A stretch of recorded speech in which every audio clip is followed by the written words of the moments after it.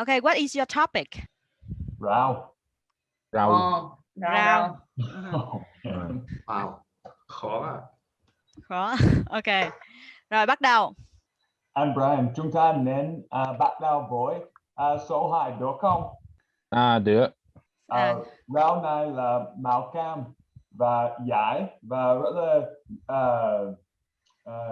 chắc. Cà rốt. Không phải wrong. Cà rốt. Dại. Dạ đúng rồi. Cà rốt. Số 3 là cay quá.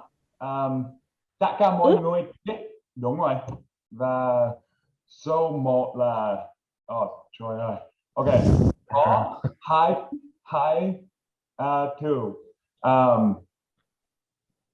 Đầu tiên topic của mình là gì? Rau. Đúng rồi.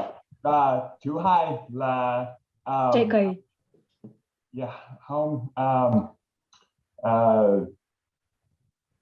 Bây giờ chúng ta đang cái gì? Chúng ta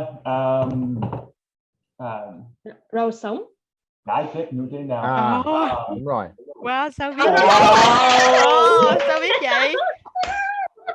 3 điểm. Anh Minh xin chơi giờ này giỏi quá, anh nói giỏi quá. Bây giờ chúng ta đang gì? Chúng ta đang sống. Rau. Bây giờ chúng ta... Trời ơi. Giỏi quá. Rất tốt. Okay, so let's go to the next activity. This online Vietnamese workshop is totally free for SVFF students.